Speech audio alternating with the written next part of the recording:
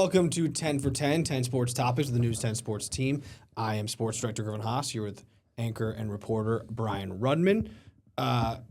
Another busy week in the sports world here in the Capital Region, and we will lead it off with Siena introducing their 20th men's basketball coach, Nevada Smith. We were both at the press conference, and we talked a lot about Nevada Smith with me and Tommy did last week, just about his resume. But it was nice to be able to hear from Nevada himself, so a lot to touch on there. I think one of the main takeaways is Nevada's commitment to not only just try to meet the expectation that they had or the goal that they set of getting to the tournament, but now, getting to the tournament and winning a game. And he said that, you continue to raise the bar, otherwise you think it becomes easy, and why not, keep moving the bar and they took Duke to the wire, so why can't they win a game? And then also he said in year one his wife was asking what are his expectations, like, do you want to just come into the top three and be competitive? And he was like, you're never going to hear me say I just want to be top three in the MAC. I want to win the MAC. And I think that's what Saints fans want to hear as they look to capitalize and take advantage of the momentum that they had last year. Yeah, I think Jerry McNamara and this year's Saints team built up tremendous momentum for this program. And when McNamara announced that he was going to Cuse, Siena's attitude was we want to build off what we just did. And that's what we heard from Nevada Smith is exactly what Saints fans should want to hear, is that we're not starting another rebuild or we're not starting from the ground. We're not starting from scratch. He wants to just take the handoff and just keep going. And I think this is a program that has been in that situation where they are one of the biggest mid-majors in the country. They've been, a much higher seed than a 16 in the NCAA tournament. They've won those games before. And I think Smith's attitude of why not get back to that, and that should be the goal, is exactly what you want to hear. And I think the other thing is, I liked what he talked about when it came to how he wants to build this roster. They're not going to, be, in a panic maybe to bring in a guy who wouldn't fit the system or wouldn't be good for the culture. He's starting with trying to retain some of these guys that were on the team last year. And I think that's another good way to continue that momentum, is to have some of those familiar faces who know what it takes and who have been through it before. And, I think everything I heard from Smith at this press conference, I really liked, and I think I liked the direction that he says he wants to take this program. Yeah, we saw a lot of the players who were at the press conference. Brendan Coyle was there. We've heard that there could be some interest in Brendan from elsewhere, as there should be, but they're looking to retain him. I think that's one of their top priorities, is bringing him back. And I think the system would fit him because they want to shoot a lot of threes. He said he wants to shoot 40 threes a game. The Marquette AD did tell me he was there, who flew all the way across. It just says a lot about, Nevada Smith, the Marquette athletic director, flew all the way across the country just to be there for the press conference. He was like, 40 might be a little much. We never shot 43s. But he was like, I think, so we're not, maybe not 40, but he wants to shoot a bunch of threes, and I think Brendan fits that very well. Now, just because he was at the press conference doesn't mean he's staying, because we saw Marcus Jackson at the press conference, and he entered the transfer portal later that night. Yeah. So, not a sure thing, but there are other guys on the roster. Jerry said it when he was at the Syracuse press conference, that there's guys who can help them win right away. Yeah. And, that's Brendan Coyle. It's Christian Jones and Isaiah Henderson, who are two, freshman guards. Yeah. Owen Schlager, who is a freshman guard. So there are, those are just to name a few. There are pieces there that can help them. Obviously, you need to supplement them. So it starts with retaining those guys. And, he's not going to rush, through the transfer portal. I think that a lot of people saw the transfer portal opens April 7th. We need a guy in position. We need the staff. Right. Here's the thing. Just being realistic about where Siena's at and where mid-majors are. Yeah. The top line guys are going to move first, and they're not going to Siena. It just is what it is. Yeah.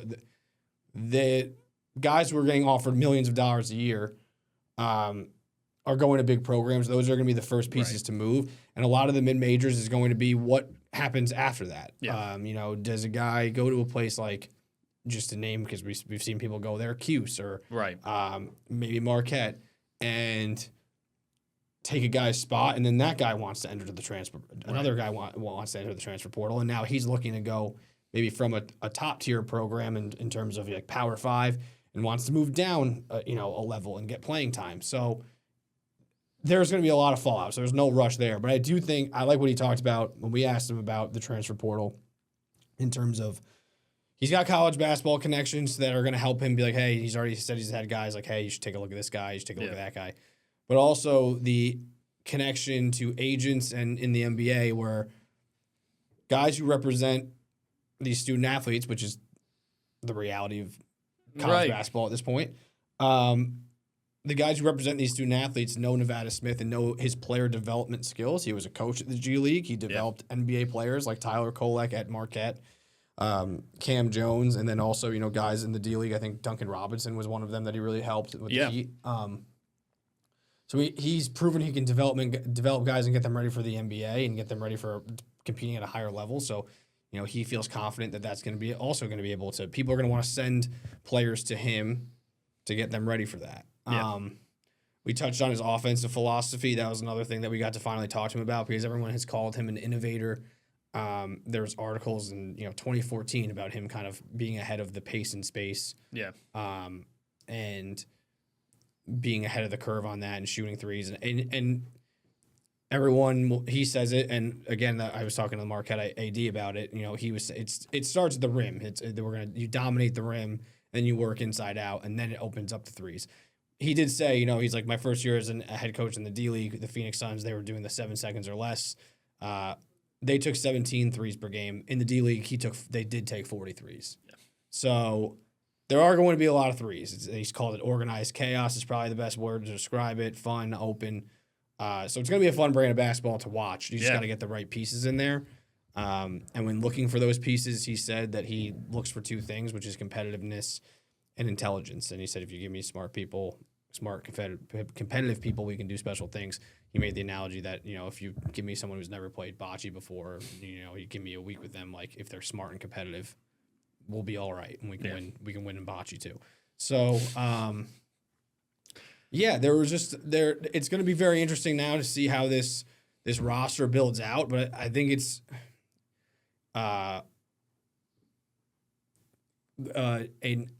it was an outside the box hire in a good way where he brings a lot of different things to the table that I think are really going to help him. And he also talked about, like, everyone has been calling him an innovator, like Eric Spoelstra and all these different coaches.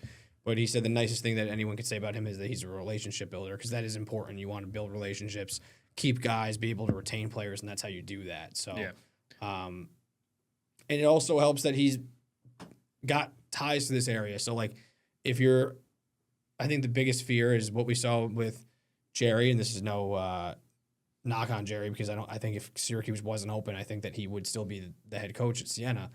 A lot of people think that, it's happened many times that, you do well at Siena for a short period of time, and then you're going to go on to bigger and better things. Not saying that won't happen with Nevada Smith Nevada Smith. It's Nevada Smith. I say Nevada for the state. Right. We found out it's Nevada. Yeah. So he wants Nevada. We're going to go Nevada. I'm not saying that won't happen with Nevada Smith if he has success, but he's kind of called it a dream job. He lived in the capital region, like his wife first got a job there. Right. And that's where they were living for a while. And even when he was working in the Heat organization, he was living in Saratoga Springs. So they got married in the area. Yeah, they got married in Bolson Spa. So, he's always viewed this. He called it one of the best jobs in the country. He said, he's since 1996, he's eyed it as a job or as like a spot that he would, that's when he first became interested in Siena. And then, it's always been on the radar, and they were good. It was close. And they always talked about, like, man, it'd be awesome to end up at Siena. And now they did. Yeah. So I think it checks that box of, he said he wants it to be the Gonzaga of the East, which is good, again, to set a high bar. And that takes time, and that takes a coach to stay. So that gives an idea of, at least in his mind right now, he wants to stay and build something here. And I look forward to watching how it goes. Yeah, it should be fun. And, just to back to your point about relationship building, I think if that's what we saw out of this year's Saints team, is that this was a true brotherhood, and we've heard it from all the guys, and, Jerry's talked about it. So I think that's also a good step and a good start for this program, is that everything that he said seems to be the way to build a successful program over the long term from everything we've seen. So Saints fans should be excited. McNamara set a high bar, and it seems like Smith is looking to meet that and exceed that in his own way. Yeah, and I think it was cool that he said that he talked to Jerry. Jerry gave him like 30, 40 minutes. He also talked to Ben Lee about a lot of the guys, and he said that Jerry also talked about not just the players, but what it means to be at Siena. And you can tell that, from everything that we've talked about with Jerry, that he does care about this program and wants it to succeed. And I think that, it was nice for him to be able to take the time and, not just leave the program high and dry and on to the next thing. Like he still is, he's focused on Syracuse and he's making a lot of moves there, but he's still, focusing on helping Siena as well and making sure that, this coach Vat Smith is in the right place to succeed.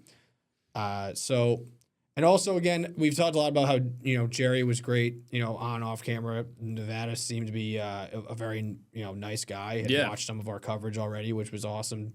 Talked to him about that. And very personable. He's not as, Jerry has a certain quiet, like confidence that, and it's not boisterous because he's not loud, but obviously he, I'm here to win, all that stuff. Yeah.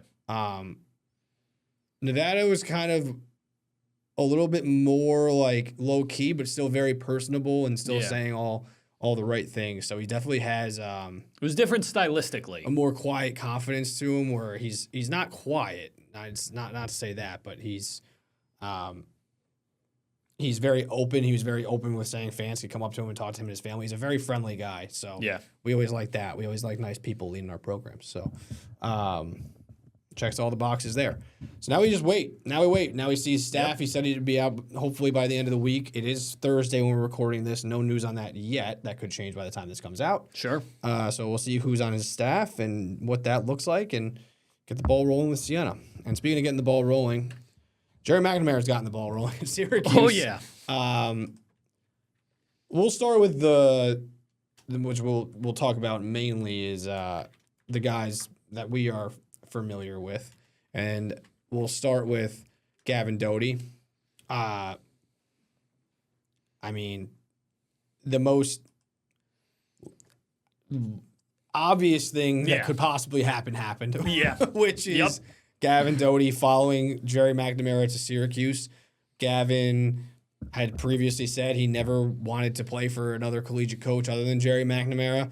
And he had previously said that, or not previously said, he was previously a Syracuse basketball fan as a kid growing up in Fulton, New York, which is just not too far from Syracuse in the Dome. So about a half hour north of there, about a half hour drive. So it was the most, and not only how he feels about Jerry, but how Jerry feels about him, saying that he's previously said that he's the most similar thing to himself that he's ever seen, and called him a psycho, an absolute maniac competitor, which he meant in a good way. Psycho in the best way possible. In the best of way possible. So that was just, everyone knew it. We talked to Gavin. I even said to him, I was like, everyone knew this was going to happen. So it's no surprise. And first of all, do want to give a shout out to Gavin because the morning that he entered the transfer portal in kind of morning, mid-afternoon, late morning, early afternoon. And, we reached out to him and he met us at 7:45 after class and did an interview with us to talk about it and was very, kind with his time and with his words to be able to do that for us, which we really appreciate. So shout out Gavin. He's the best. And you could tell how excited he was. Yeah. And Gavin's a great kid. I think we already knew that. He's been great with us. He's been great with fans. Yeah. Just kind of a joy to cover and a joy to watch. And for him to be this excited and be able to, like, I say I grew up going to games since I was 3 years old at Syracuse. Now I get to go play in the Dome, and to do it for Jerry. Well, if you're a Siena fan, and he also said how grateful he was for his time at Siena, and it was genuine how much, like, it's one of the top mid-major schools in the country. Yeah. And, it's a joy to play at MVP Arena and all that stuff. So he was very grateful for Siena as well. But you just can't help but be happy for the kid. Yeah. And if you're a Siena fan, it obviously stinks to lose, these type of players, but you should feel a little bit better knowing that he's going to a place that he really wants to be and has always wanted to be, and is getting an awesome opportunity. Yeah, and I mean, he's a guy who's deserved it and earned the chance both on and off the court, right? You hear, McNamara talk about how hard he works and how good of a person he is, and you watch Siena. This is a guy where you're watching the Siena team this year, and you go, all right, Doty can definitely play at a higher level here, and he proved that against Duke, and I think it's nice to see Syracuse fans are excited about Doty going to Syracuse, right? He's a guy who, has proven he can do it at different levels, and I mean, like you said, just one of the nicest guys we've had the privilege to cover in college athletics, and the bond between him and Jerry McNamara has been on full display the entire, pretty much the 2 years since he got there, and especially with their playoff run this year. His words were no brainer, and that fits. I mean, it was one of the things that nobody that we've talked to was surprised when Doty announced he was going to Syracuse. Yeah, and he also said that his goal is to play in the NBA, and he thinks that Jerry gives him the best chance to do that because he's a great player developer, and Jerry showed that not only at Siena but in the past at Syracuse with the guards that they've had, that they've been able to get to the next level. Yeah. And Gavin Doty, don't put anything past him because he's going to work as hard as he possibly can to accomplish what he wants to accomplish, and for him that's the NBA, and also he said he wants to win a national championship. That's their goal, and they have a puncher's chance to do that at a school like Syracuse. So, and I've had people at Syracuse ask me, like, can Gavin really play at this level? And I've said, and then, like, start at this level. I wouldn't put anything past Gavin Doty. Yeah. He's a dog with a capital D. He is relentless. And I've talked about this in the past before, but I think Jerry really values having guys that he can trust, especially in a starting lineup. You saw with Brendan Coyle how much he started throughout his 2 years there because he trusts him and knows what he's going to get. And he said that he's understood him, and no one I think gets that more than Gavin. And I think that if you can put even more talented players around him, and he can kind of be the pulse and the heartbeat of that team because no one's going to play harder than him and set the tone that way. I think Jerry values that. Where other guys are going to look at and say, well, look how hard this guy's playing. There's no reason I can't be playing this hard. Right. So I think that that has a lot of value for Jerry, especially in his first year. And Gavin's just getting started. He's going into his junior season, so he's got a lot of basketball ahead of him, and I will be pulling for him. So I wouldn't bet against him. And then we also had the next day, Tasman Goodrick, who we saw a little bit less of this past season, also announced that he's following Jerry from Siena to Syracuse. Tasman was awesome in his 9 games. He only played 9 games, and then he had, surgery on both of his knees. It seems like it wasn't not like a long-term problem, but it seems more, getting something cleaned up in the interim. He averaged, 9.7 rebounds per game in those 9 games, but he had, games against Bryant where he had 22 or 23 in the opener. He's 6'10", he's 230, he can move. I think it's a nice, kind of depth piece for Syracuse. I wouldn't expect him to go in there and start right away, but I think that he'll be a nice, it's hard to find, depth big man pieces that can play, and I think that he's one of them, and good for him. This is a guy from, Australia who was playing at 2 years ago, was playing at D2 Gannon national champs, D2 national champs. And he makes his way to Siena, only plays 9 games, but plays really well. And now all of a sudden he's going to Syracuse to play in the ACC. Yeah, and I mean, it's another guy who McNamara has a relationship, who knows the system that's going to be in place. And I think that's another thing that helps Goodrick at that level, having only played 9 games last year. There's some familiarity there, and there's some trust built up. And even after he went down with the injury, Jerry talked about, he was very high on what Goodrick did. And, I know, he was hoping that, he would be back for the playoff push. It didn't happen. At a certain point, they made the decision to shut him down. And, now we'll see how it goes. He's going to the next level and going to the ACC, and a good depth piece, like you said, for this Syracuse team. And I think that's something that can come in handy when you get to that high level. GMAC only played a 6 or 7 man rotation down the stretch. That was mostly out of necessity because of the injuries and the eligibility questions that were there for this Siena team. We've seen him go deeper into his bench, and Goodrick, would allow him to do that at Syracuse. Yeah, and this kind of just caps off a big week for GMAC. We also didn't talk about he's taking Ben Lee, who we his lead assistant at Siena is going with him to Syracuse to be his right-hand man there. And he led the Merrimack Scout, which was a huge game for them in the championship game. He led the Duke Scout, which obviously, they pushed them to the brink. So a very respected young mind in the game, a Union graduate. So shout out Ben Lee and Arinze Nwaku, AO, the big going to coach the big men. Ryan Daly as well, who used to coach at UAlbany. He started his coaching career there and then went to VCU in Bryant under Phil Martelli Jr. So he's put together a nice staff. And I don't think it's done yet. Could still see, Blackwell, who was on his Siena staff, follow him to Syracuse as well. But not only the staff, but also just player movement-wise. Obviously, he gets Doty, he gets Goodrick, but they also got Mark Moranu Momtovic. I don't know how he's Slovenian. I don't know his name. A guy in the wing who can really, shoot the basketball and is a real player. And then they have retained Sadiq White and also Kyan Anthony, Carmelo's son. Yeah. So a big week for Syracuse. And I think they still need a big man over there. So I'm sure they're still portal hunting. We're just 2 days in. We're just 2 days in. As of Thursday. They're moving for there hasn't been a ton of movement and they're moving. Yeah.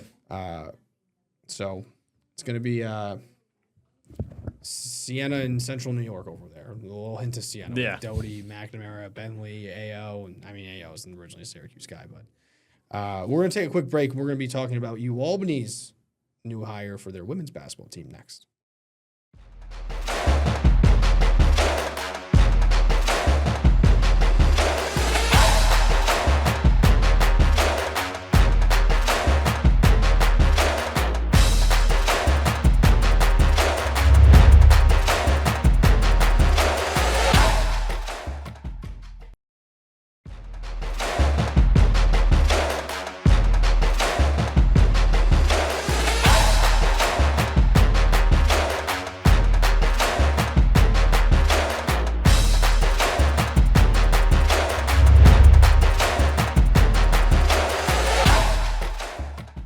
All right, welcome back to 10 for 10.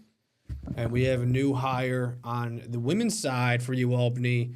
Obviously, Colleen Mullen departs for Rhode Island. She was just introduced there. And the UAlbany women follow that up with hiring Kelly Marone from a familiar spot for Capital Region basketball fans to a degree, Merrimack.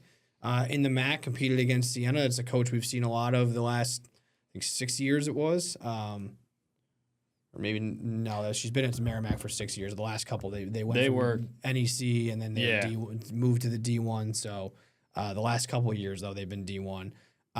And this is a coach who like I just said had to navigate bringing a team to the D1 level, and they've made back-to-back conference semifinal appearances. They did that in the first 2 years of the league. And, just what do they have? 19 wins last year. I think they went 15-5 in conference play. Yeah. In a very good MAC. So, And again, we're in the semifinals. So, yeah, so they've been in the MAC for 2 years now? Yeah, I think so. Sometimes we got to rack the old brain. We got a lot going on here. And in both those years, they've been in the semifinals. So we've seen what Joe Gallo has done with the men's program in a very short amount of time, and he's gotten a lot of respect for that. Like, oh, they weren't a D1 team, and now look at them. It's like, well, Kelly Marone's done the same at Siena. They beat Siena 79-60 in their second matchup and beat them 82-65. So they beat them twice this year. So she's going to be introduced next Thursday, April 16th. So we're looking forward to hearing more from her, because right now we're just kind of, reading up. We've obviously covered those games at Siena, but have not had the chance to talk to her directly. But I think it's an exciting hire, and I think it shows that UAlbany is a sought-after position for her to make this leap. Yeah, absolutely. I think to go from a team that, in the MAC, another mid-major, but that has found success in the MAC, to make that jump, it's a good sign for where people view the UAlbany program and the state that, Colleen Mullen left it in. And, third in the MAC, made the semifinals. When you look at the MAC, especially on the women's basketball side, like Fairfield is a team that was ranked at a certain point. Quinnipiac lost one game in the regular season conference play. Yep. MAC for women's basketball had two powers this year, and that's Fairfield and Quinnipiac. Out of the rest of the field, Merrimack was the best team. And I think that kind of just goes to show that, Merrimack has, when you take into account that, 4 of those losses were against Fairfield and Quinnipiac in the 2 games that they would have played against them. It's an impressive feat to be in third place in the MAC this year. And I think Marone has shown she can build a culture, she can build a program, and that's exactly what Coach Mullen did when she took over UAlbany. And I have to imagine if the new coach can find the same success, that's kind of exactly what UAlbany would be looking for. Yeah, and Marone, not only as a coach has had success, but as a player as well. She played at South Carolina, and she ranks 3rd all-time in career three-point percentage, makes, and attempts. She led them to back-to-back NCAA tournaments as a player, including a run to the Elite Eight in 2002. So someone who can relate to players and has done it on a high level. And, we talked about the allure of the UAlbany program. She said in her statement in the press release, "I've long admired the tradition and the pride of the Great Danes, and I'm deeply grateful to be entrusted with this important opportunity." I think that it's been a good job, and Colleen Mullen helped that with what she did, and I think that they were able to land a great coach because of that, who can hopefully step right in and keep building on what they've done. Now they have a lot of players in the portal from what I've seen, so it's going to be. But I mean, even if the coach was staying, that could be the case. Right. It's kind of that Most way teams have a lot of players in the portal. Yeah, we heard Nevada Smith say it when we asked him about Siena in particular. He's like, well, you're retooling every year. This is the way college basketball is now. So yeah, we look forward to talking to Coach Marone more next week, and we will talk about that next week on 10 for 10. It'll be on Thursday, so yeah, maybe a night episode of 10 for 10. 10 for 10 after dark next week. Yes. Rudman is already excited. We're talking baseball when we come back.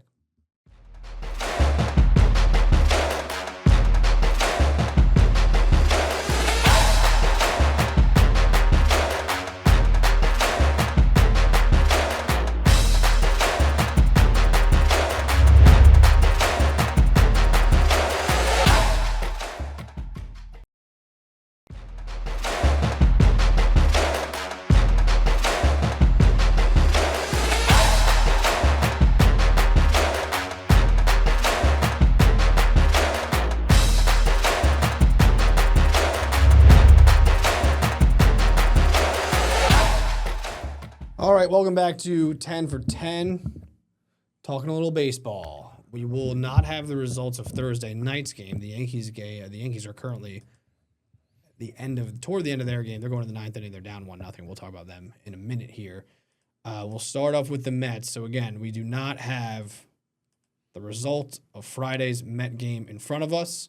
They had their 4-game win streak snapped yesterday. They play the rubber match against the Diamondbacks tonight, or again, if you're watching this, it was last night. I hope you enjoyed the game. Very early in the baseball season. Nice to see some of the Mets, their bats wake up. Bichette has looked a lot better over the last couple. Luis Robert hitting over 300 early in the season. Francisco Alvarez is swinging a really nice bat, hitting 300, 3 home runs. Francisco Lindor, classic Lindor, has not gotten going yet. He will at some point, but it takes a little while for him. A couple things. Juan Soto lands on the injured list. Yeah. I think the right move for the Mets. Even if you thought, they said that the injury timeline is like 2 to 3 weeks. Even if you thought at some point, maybe later in the year, he could play through this. It's cold right now. That's when these muscle injuries happen. There's no reason to risk it. They've been hitting pretty well. And even if they weren't, it's 2 or 3 weeks. It's so early in the season. There's no need to push it. We can't have a nagging calf injury with Juan Soto. So Juan Soto shut down on the 10-day injured list for 2 to 3 weeks. Another thing for the Mets, Mark Vientos. The man does his best work when his back is against the wall. This guy was the odd man out, had a horrific spring and a horrific WBC, and looked like he was fans wanted him traded. Fans wanted him not to make the team potentially. It looked like he might not make the team, and he didn't really get a chance early in the season, and then he did, and he has taken advantage of it. He's now hitting 370, OPS 956, again, limited at bats. He actually is over his last 6 in the last 2 games, but in the Giants series, he went 1 for 4 with a homer, 2 for 3, 3 for 5, 2 for 4. So that'll get it done. That'll do it. The man, it seemed like he had trouble not getting a hit in the Giants series. And this is what we've seen with Mark before, where, there have been multiple times throughout his career where his back's against the wall, and it seems like he isn't going to quite make it with this team, and that's when he plays his best. So just keep his back against the wall. Yeah, just keep on doubting him. So, I think that, there was an early panic this year with the Mets because of a couple of games where they weren't hitting, and I was frustrated. It was not fun to watch. But the lineup has come to life for the most part in that Giant series and, has been okay in this Diamondback series. The starting pitching has been good for the most part. Freddie Peralta has been, I think you expect a little bit more out of him, but, the stuff is there. Clay Holmes has been great. Kodai Senga has been a nice surprise. McClain is awesome. He just is amazing. I'm getting a little nervous about David Peterson. Yeah. It's still early. Yeah, you could say that.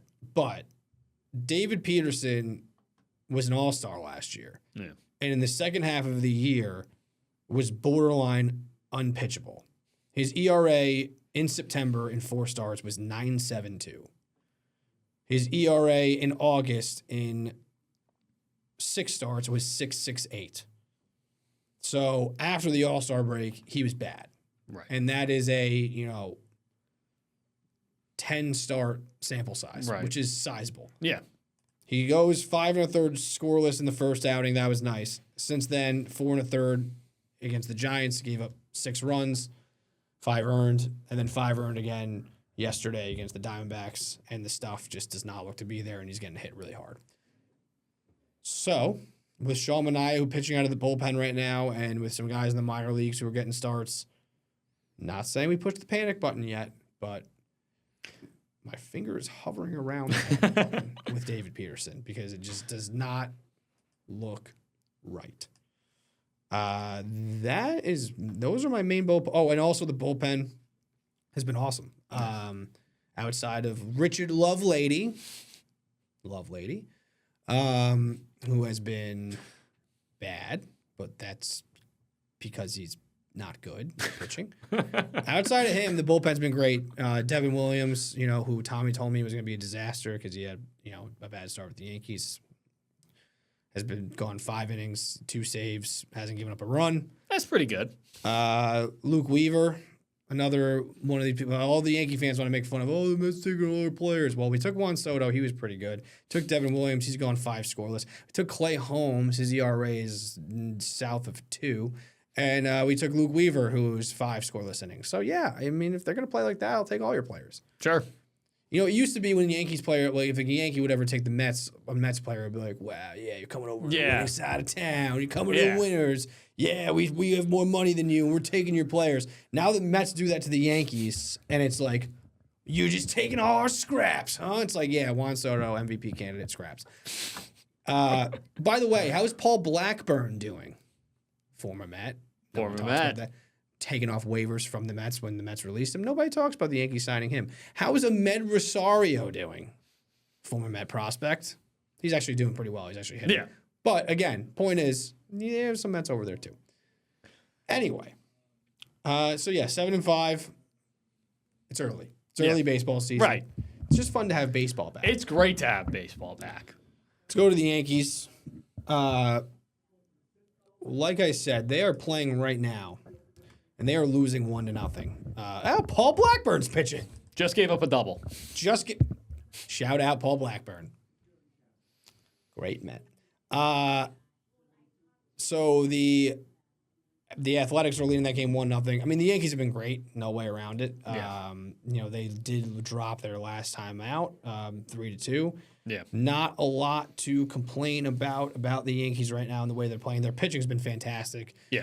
Cam Schlittler was human for the first time yesterday, gave up a couple runs. So his ERA is now up to 1.62. Well, panic button time. And actually, that was 2 nights ago. Will Warren pitched yesterday, whose ERA is staying steady at 3. Max Fried 1.35. I mean, their starting pitching has been fantastic outside of maybe Ryan Weathers, who's been still solid. He had a good outing today. Yeah, he threw today. Was it 8 innings, 1 earned? He went 8 innings. 8 innings. Wow! Shout out Ryan Weathers. So yeah, his ERA is now to 2.81. So yeah, he came in as the one shaky. Yeah, part of the starting rotation. And he's a guy who won't even be in the starting rotation at the end of the year. Yeah, well, I mean, I think it's been huge for the Yankees. I mean, you think about what was the one big concern with this team was the depth of the pitching rotation early in the year before you get Cole and Rodon back, and these guys have been absolutely phenomenal, and they've put the Yankees in positions to win. The offense has been doing what Yankees fans had hoped it would do when they brought back all these guys. They were running it back on the offensive side, and they were a good offense last year. There's no denying it. And, they've done what is expected of them. Now, once again, it's still early. They're 8-3, which is a great start. They're down right now. They're going to need a rally in the 9th. But, it's a great start to the year for the Yankees. We've talked about them needing to position themselves a little bit better than they did last year. That's what they've started to do already. It's early. They had a good 10-game stretch.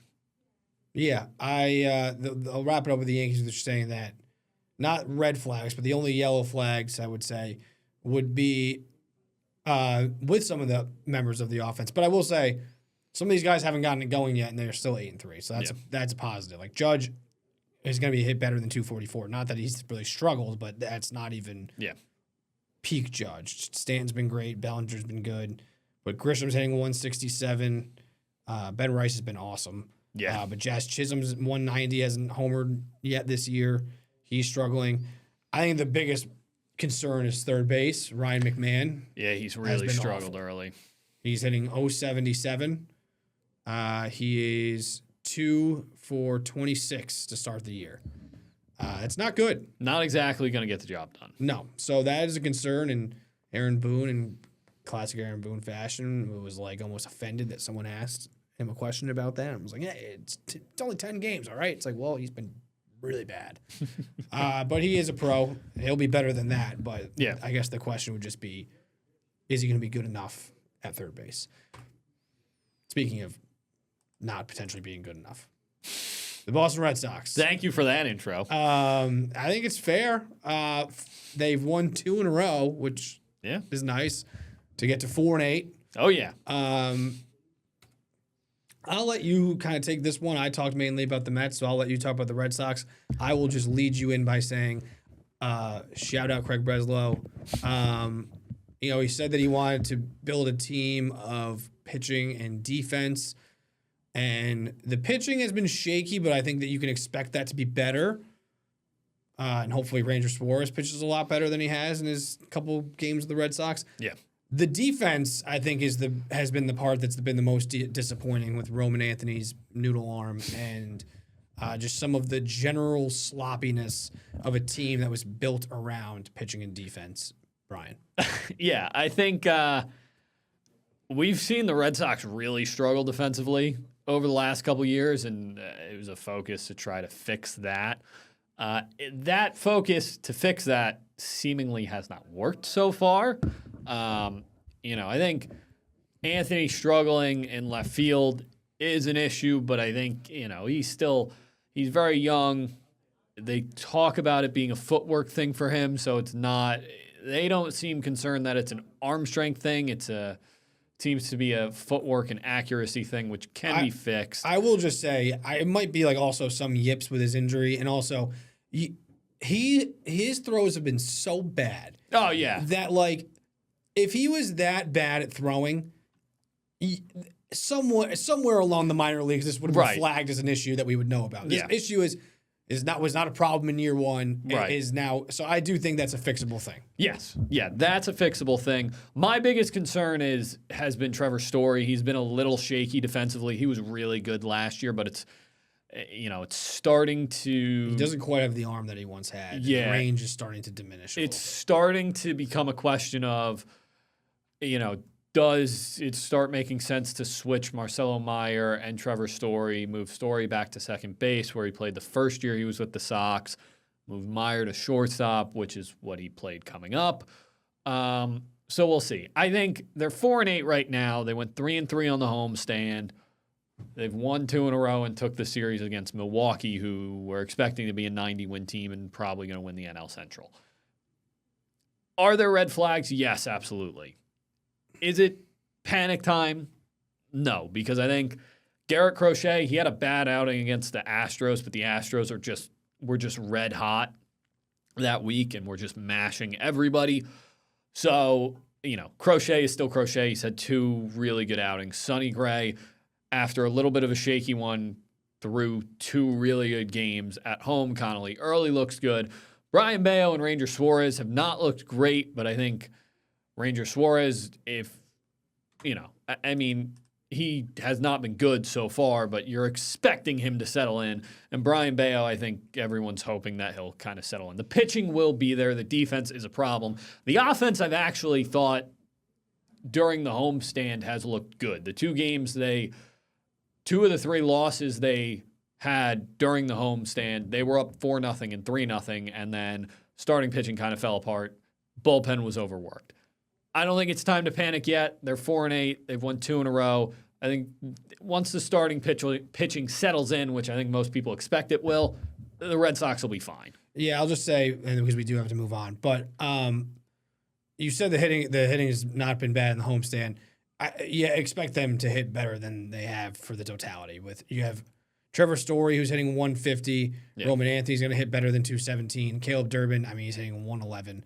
Jaron Duran's 182. Myers 172.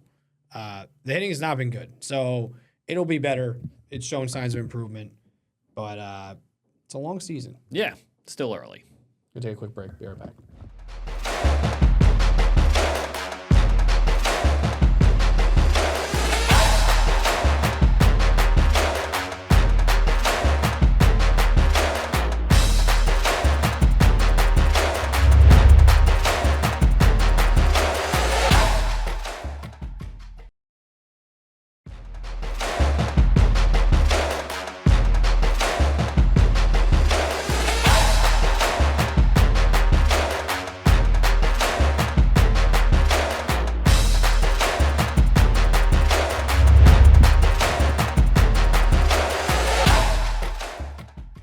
Welcome back to 10 for 10. We're just going to talk quickly about the NBA because we got to get going here. But the Knicks and the Celtics play Thursday night. Yep. So if you're watching this on Friday, they already played. I hope it was a great game. We're recording this on Thursday. I think the biggest thing with both of these teams is they're starting to play. The Knicks especially, so they're starting to play better. The Celtics are playing well going into the stretch run. Now after this Boston game for the Knicks and vice versa for Boston, there are only 2 games left in the regular season. Yeah. Thank God, because I am ready for playoff basketball. Oh, yeah. I like the NBA playoffs. I can't do it with the regular season. It's a joke. I'm not doing this rant again.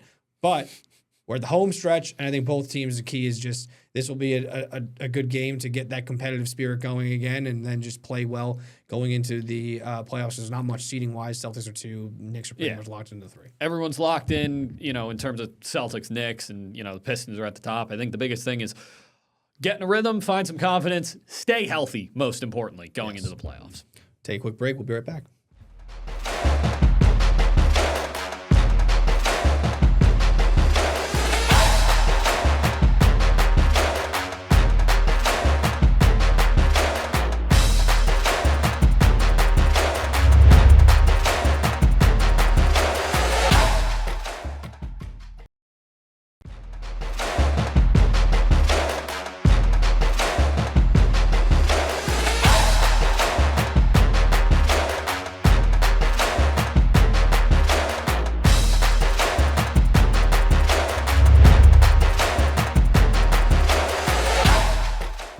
All right, welcome back to 10 for 10.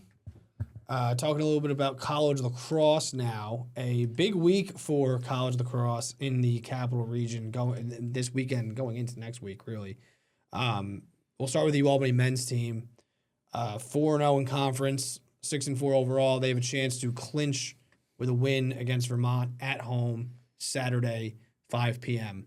So a big game there. They're rolling. They beat Binghamton 16-5, UMass Lowell 13-7, UMBC 10-6, Bryant 13-7. So their games in conference have not even been particularly competitive. They have kind of staked their claim as the team to beat. Yeah, they've been dominant in their title defense. I think the biggest thing is last year they struggled out of the gates in America East play and had to go on the road for the conference tournament. This year they've just been dominant. They win this weekend. They get home field in the America East tournament, which will be huge for the Great Danes. Similar story for the Siena men. They play Sacred Heart on Saturday. A rematch for them of the championship game last year. They've been rolling as well. They beat Iona 24-7, Canisius 13-5.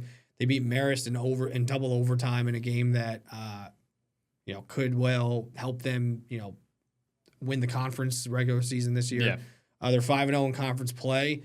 They can't clinch with a win, but it would put them in a very good spot. Yeah, I mean, they're in the driver's seat right now. A win keeps them there, where I think they would then be a win away, if I did my math correctly, from clinching home field.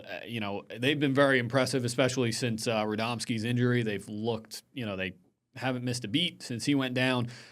This is their biggest test yet. Sacred Heart, really good team. They were the 1 seed last year. We'll see. We'll see if they're up to the task. How about another undefeated team in conference play? The UAlbany women. A tough game against Boston College. They're ranked 12th in the country. They lost 22-5. But 2 games before that, they played Syracuse, who was top 5 and only lost by 2. But in conference play, they've taken care of business. They beat UMBC by 5. They beat Binghamton by 1. They beat UMass Lowell by 9. New Hampshire 16-9. They've been great in conference play, and they also can clinch in a championship rematch. Same situation as UAlbany men, except for not a rematch of the championship game, right? For them. But yeah, they can clinch with a win, and again, that's kind of what their program has become accustomed to. Yeah, listen, this is going to be their toughest test in the conference, but they've been battle tested in the non-conference schedule, and they've answered the call each time. Similar to the men's team, they struggled out of the gate last year. That has not been the case this year in conference play, and a chance to earn home field advantage throughout the playoffs this weekend. And then we'll just wrap it up with the Siena women, 3-3 in conference play in the top 5. 6 teams make the playoffs, so just every win they can get is big. They play Iona Saturday, senior day. So look out for that one as well. Big weekend of college lacrosse. Now, sticking with college lacrosse, the UAlbany men and the Siena men will play this upcoming Tuesday in the larger-than-life game, 7 o'clock at UAlbany, and the game will honor the life of the late Liam Gleason, former Siena head coach, who was also an assistant coach at UAlbany and played at UAlbany and, was under his friend and mentor, Scott Marr.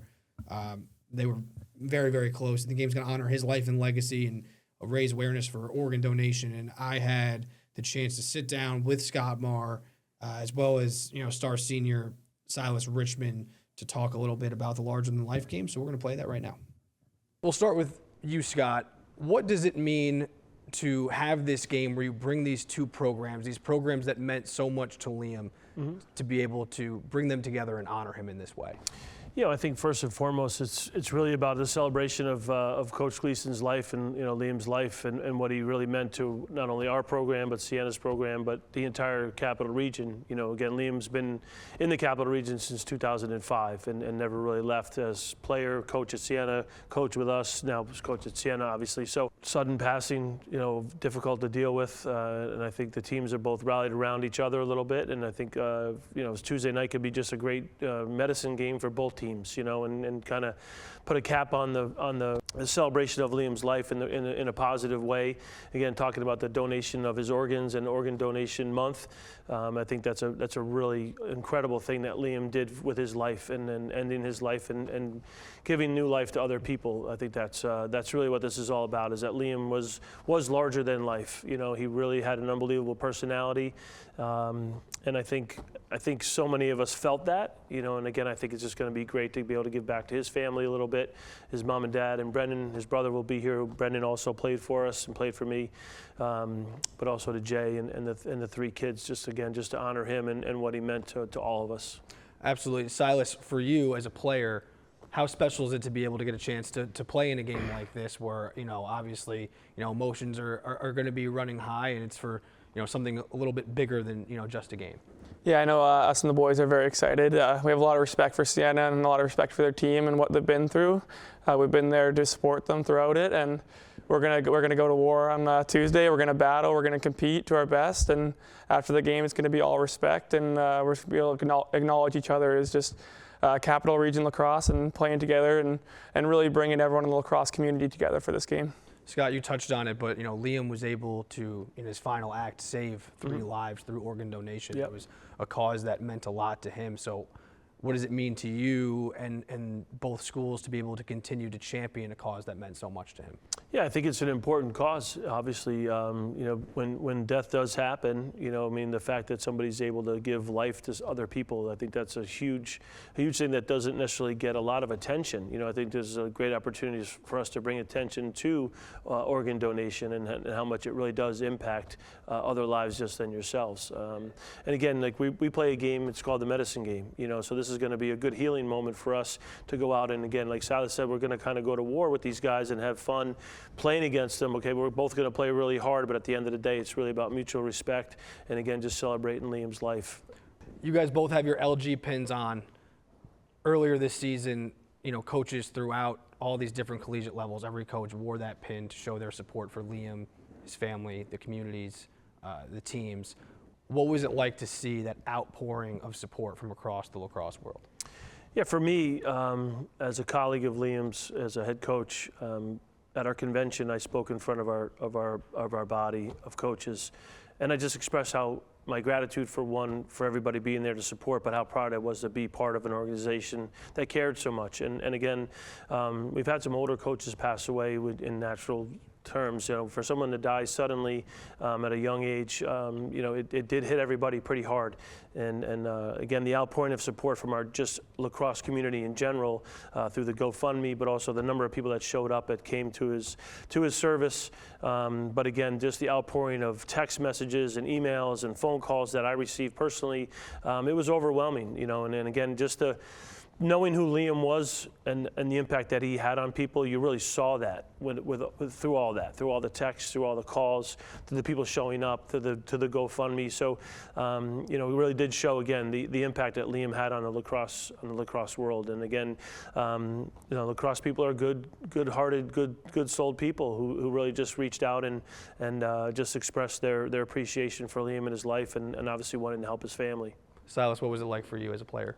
Yeah, it's very cool to see the lacrosse world really rally together for Liam. Lacrosse is a really family, tight-knit community, and you see the kind of impact that Liam had on it by everyone rallying together and celebrating his life, whether it's at Albany or Siena. He really left a legacy here, and people look up to that, and people want to celebrate him and the great impact he had in the lacrosse world. Just one last question for you, Scott. Obviously, you knew Liam very well. What is one thing, couple things that you want people to know and remember about Liam Gleason?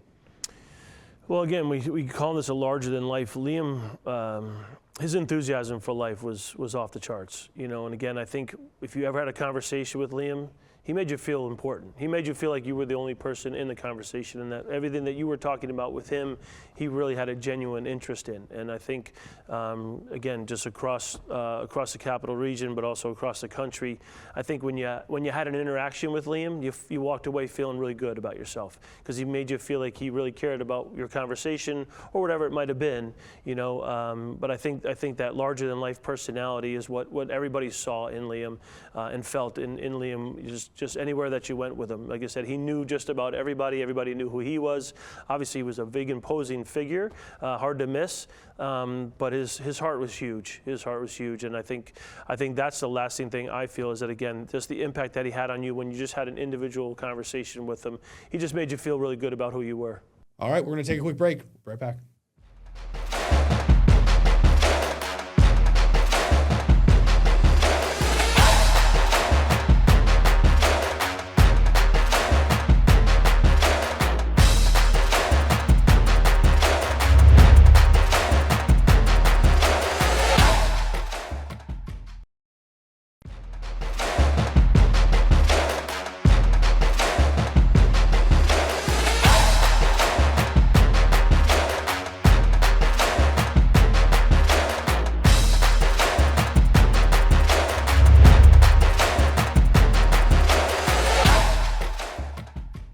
All right, welcome back. We got to wrap up quickly with the Albany Firebirds making their season debut this weekend. Their title defense, they went undefeated, won the championship last year. The title defense begins on Saturday, 6 o'clock, playing the Minnesota Monsters at MVP Arena.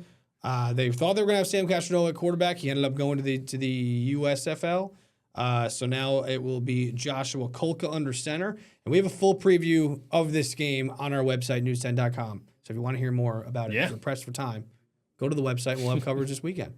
But for now, that does it for us. We went 10 for 10. Have a good weekend.